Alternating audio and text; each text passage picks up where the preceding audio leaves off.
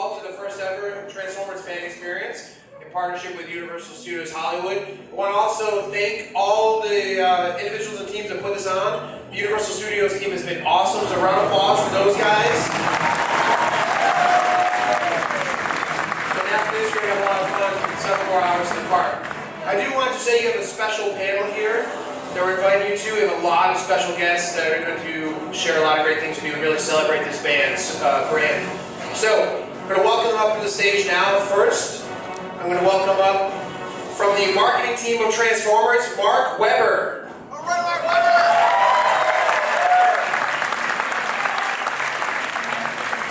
A lot of you guys know this next group, group here. First, I'm going to introduce up from the design team of Transformers, Lenny Panzica.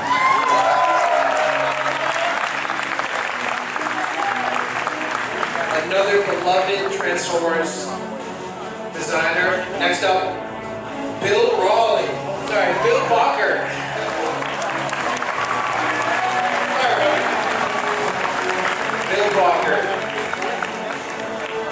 He'll hate me later for that. Next up, another beloved designer, John Warden. Come on, John. We're a little top heavy with designers, so we want to make sure we round it out with someone I know you guys are going to love. So we introduce the fan favorite, John Barber here from IDW.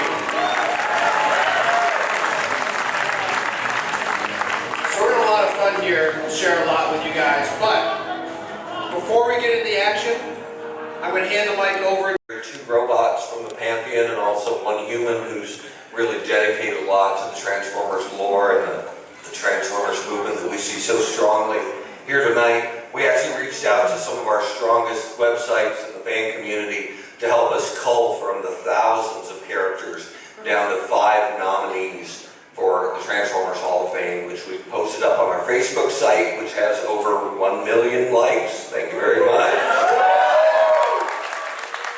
So there's at least 1 million Transformers fans on Facebook, and many of them made their voice heard and let us know which of the 5 distinguished nominees were most worthy of joining the Transformers Hall of Fame. Without any further ado, I'd like to introduce you to the first inductee of the Transformers Hall of Fame class of 2014. I'm sure you know her very well.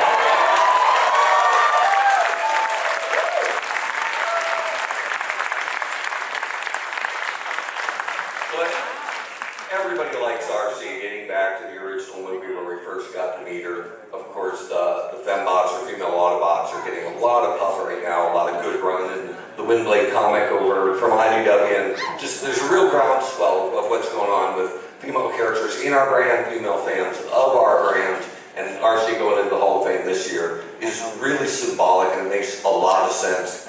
And for our fans of the Generations line, we're excited about an RC figure they're finally going to get. Hasbro.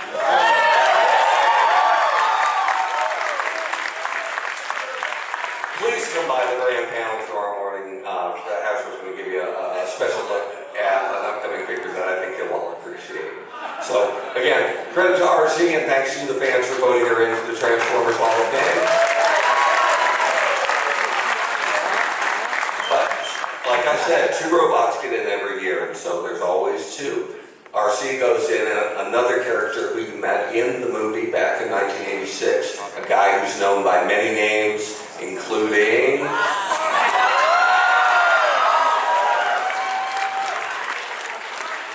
You may know him as Rodimus, you may know him as Rodimus Major, you may know him as Hot Rod, you may know him as Rodimus Prime, you may know him as the guy who got Optimus killed. But regardless, a bit of a polarizing character, but always a big force in every bit of the mythos moving forward. A guy getting a serious run with IDW right now, and a guy most people love, some people hate, but everybody cares about. We're very, very pleased to welcome Rodimus, and thank you for backing Rodimus.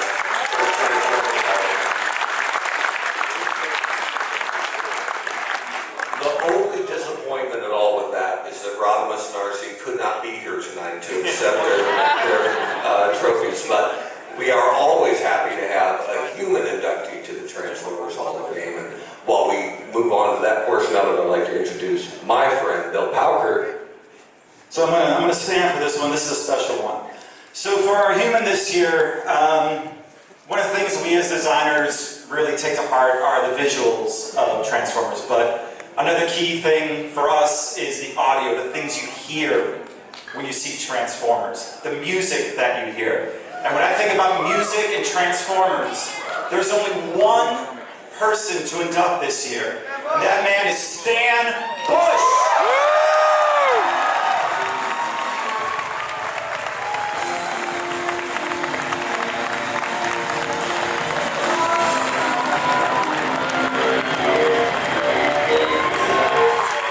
Stan Bush is now a member of the Transformers Hall of Fame. Stan, your award, a few words. Holy smokes. I had no idea. Thank you so much. This is awesome. You guys are awesome. Man, you're the best. You got the touch. Thank you so much. You gotta come to the concert, right? Over here. Bruce Weather's stage at 10, so thank you again. Awesome.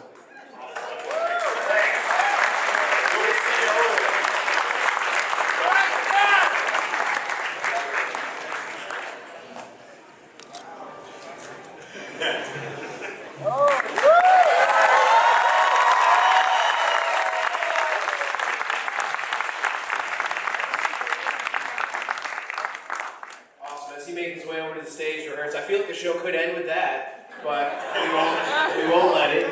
So, my friend John talk a little bit to that. Yeah, so let's take a trip back to 1985. Megatron's favorite song, Everybody Wants to Rule the World, was on the radio. One of our all-favorite movies, Back to the Future, was in the movie theater.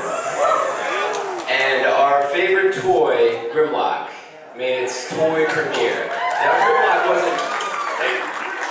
Grimlock wasn't all that smart of an Autobot, but he sure was tough. He valued power and strength. A lot of these things are Decepticon traits, but not our man. No, he was special. He was cool. He made him talk like a caveman. That's all right. So we're excited not just to celebrate what he was, but also to take a trip and see really exactly what's cool about this guy and how he's changed and how he's made his way onto the silver screen. And how exciting that is. So we're going to take you on a trip right now.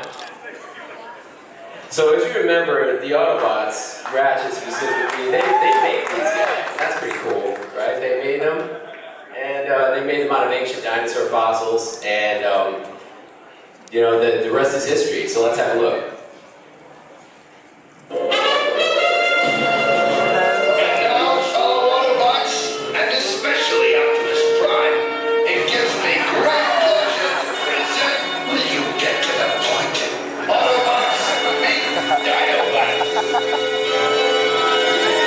Look at the size of those things. Reach Seibertron. Holy ultra time. Allow me to introduce Grimlock, Slag, and Sludge. Dinobots, huh? I thought you were supposed to make dinosaurs.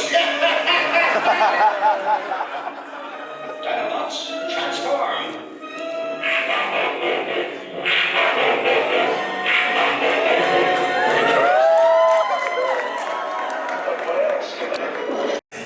For me, it's easy. It's Sludge because as a nerdy little kid, I just like brachiosaurs. I think it's just that simple. Yeah, I gotta go with Slag too. He was the one Dinobot I had as a kid, and in the comics I was really excited to be able to make him the leader of the Dinobots. He's just a great character. Awesome, cool. So let's go on to the next chapter of the Dinobot saga, celebrating 30 years of the brand. The Transformers animators. I gotta say, this was a great time for Transformers. I just joined the brand, and I know there were like some great designers like Eric Siebeneller and Aaron Archer. It's some really good product, and I learned a lot from those guys. And unfortunately, I didn't get to work on these products, but I got to see some really great designs. And Sorry. I get the point. This isn't the Oscars, sorry. But what's great is is, I think Animated did a really good take on the Dinobots, and it took them into a great design aesthetic, and it still kept the things about them that we all think are awesome, but then it played them up in a new way that was fun and still very exciting and full of rocks in your brains fun with the Dinobots. Can I roll for them? Yeah, good.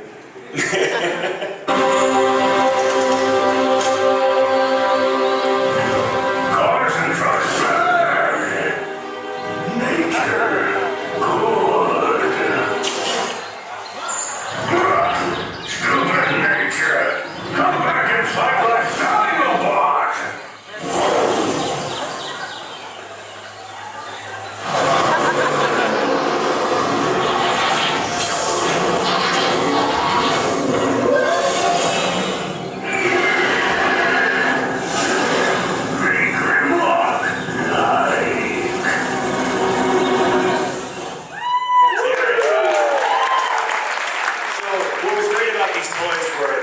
There was something about them where these characters, they were more than just what they were in the past. We really played into the fire. We played into the new Dinobot form. We played into the modern dinosaur form factor, more faster looking, more aggressive. And for those who have always wondered how Snarl became a Triceratops, this is actually when we started running into a bit of a trouble with the name Slag, which if you've never visited the United Kingdom, means something totally different over there. So this is where we started to use that name a little bit less.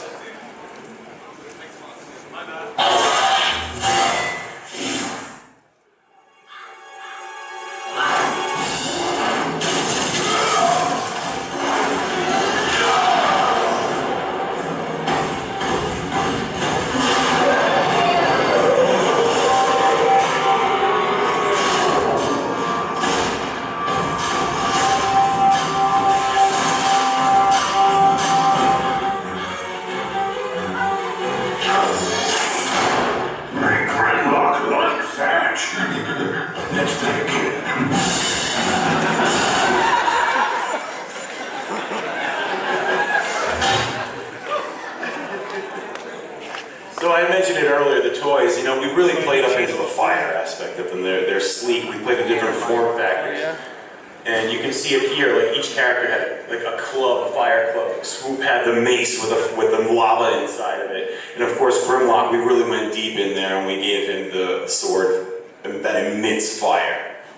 So it was a really great interpretation of where the characters are, and we took it even further.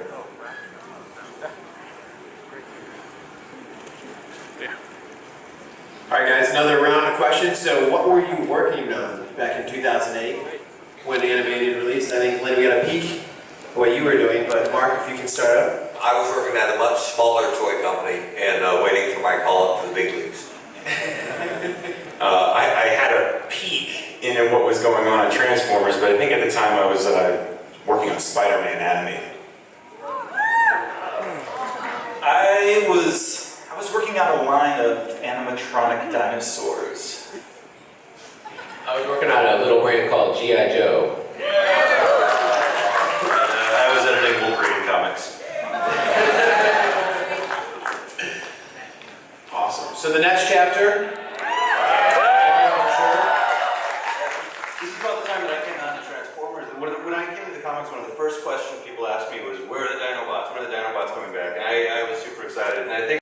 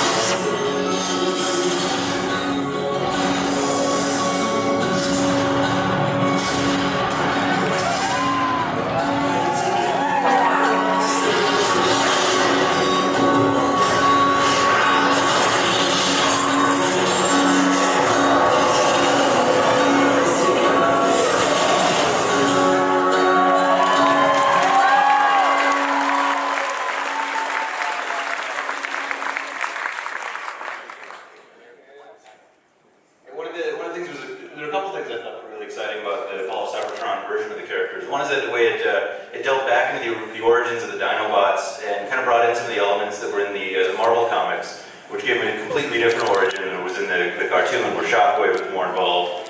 And in a lot of ways kind of brought the two together. Instead of the Autobots building the Dinobots, Shockwave made ordinary Autobots into the Dinobots. The end.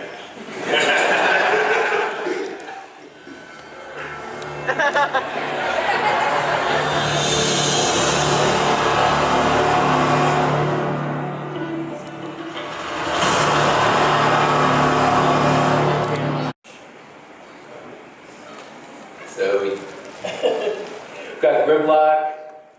We were talking about concept art, right? So when the concept art started coming in, that was. Oh yeah, it's amazing. Am I wrong? I'm sorry. Yeah. So Sludge, the Slag. The dinosaur one. It's so confusing. You know, the dinosaur guys transform into the big robots. That's right. Yeah. He's at least the easiest one to tell apart, right? And Snarl. I think this iteration of it really became influential. Yeah, what we were doing in the comics, and I think it's I think it's something you're seeing kind of continuing on in other, well, let's say other media. I think one of the coolest things about these designs, though, is that it gave us that leverage to take the G1 and kind of start to propel it into a new place. But we kept those cool, the aspects of the characters similar. So I think you still keep the heart of it there, but you're continuing to evolve that design. I think that when you look forward towards the movie that's going to be coming out real soon, we're all excited about, I think that you see that next evolution, and you know, we all know dinosaurs evolve, so. So, I mean, it goes without saying, when we saw these designs, we knew that they were just right. And we were so excited, we got the concept art and we're like, this is gonna work out. This is what the Dinobots are supposed to look like. And working with High Moon, we had such a great relationship with them. We shared so much information back and forth, working on how they need to look, how they need to feel. And working with them, we were able to kind of play into the powers that they have. So this is a design that was done where we wanted to play up the fact that Grimlock breathed fire in the game. You can't really put fire in a toy. So we wanted to play up his energon fire, so how could we do that? So the idea was we can put the red LED in his mouth, and then when you pull on it, it looks like he's charging up. And actually, it's light piped in such a way where it looks like his, I guess, lack of a better word, diodes are starting to glow. And I think we nailed it pretty close to the game reference. I actually got the privilege of working on this item, and it was an honor to work on it. I think the final product came out pretty sweet.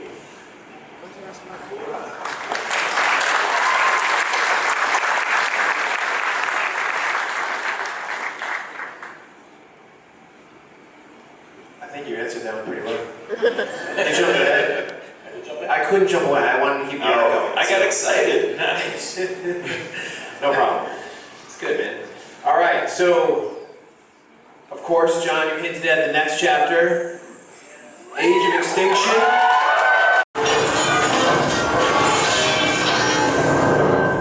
It's what they're made of. Bring it up! All the way! Dad, you can't keep spending money on junk. I don't think we just try it off. I think we just found the transformer.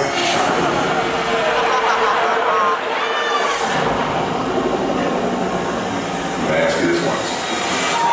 Where is Optimus Prime?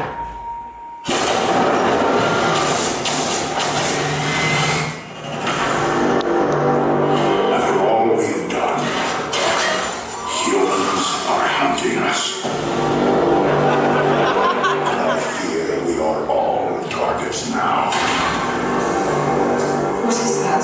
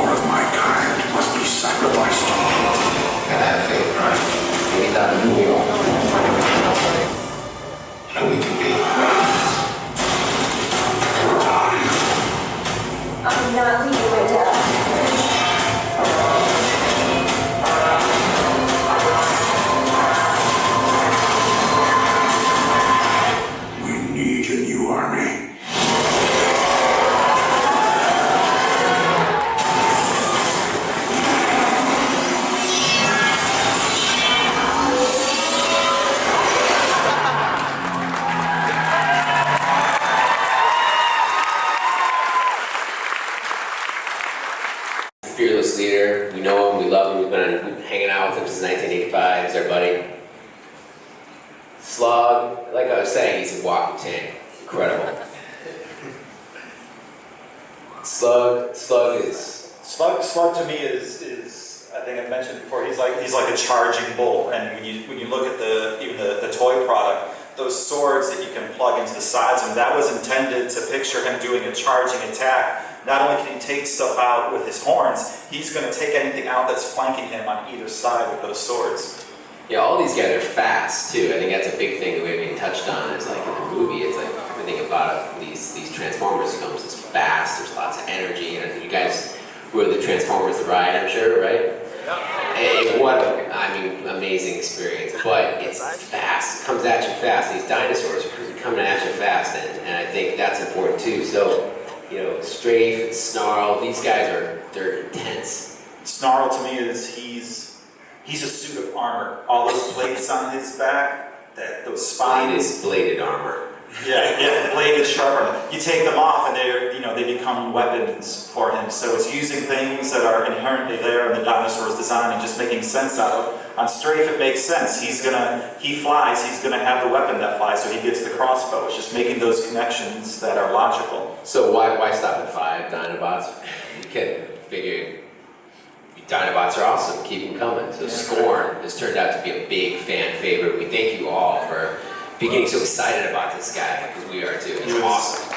Awesome to work on a new character, and again, a different form factor. He's got that big sail on his back. Being able to work that into his design is just awesome. And then what's cooler than a Velociraptor? I mean, it's amazing. So we knew we had to put a Velociraptor in there somewhere.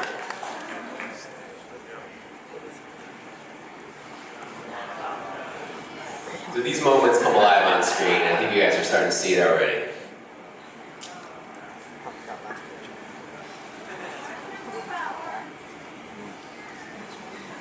So you take a look at what we've done with the toys, and something we've done and try to be very clear about this year is focusing on different segments of our fan base, not only our young collector, but our dedicated collector. And you can see Dinobots play a strong theme across both segments. You can see them up here, you can see them, I'm sure, in our booth, and see them in retail. So there's something we think that's there for every collector, because whether you're a young kid or in college or an all-grown-up Autobot fan like myself, everybody likes Dinobots. So we're very clear to make them available across all the different price points.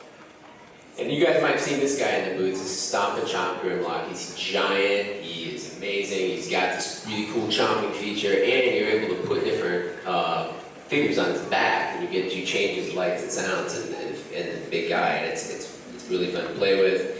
And I mean, it's a giant robot dinosaur. I think that's summed it up. I have them sitting on my desk threatening artists when they're late with pages, so we're trying to keep everything on time with Stomp and Chomp Grimlock. So I know we're running pretty close to it here. The favorite movie item we worked on, I really like the movie stuff, but I know G1's close to everybody's heart.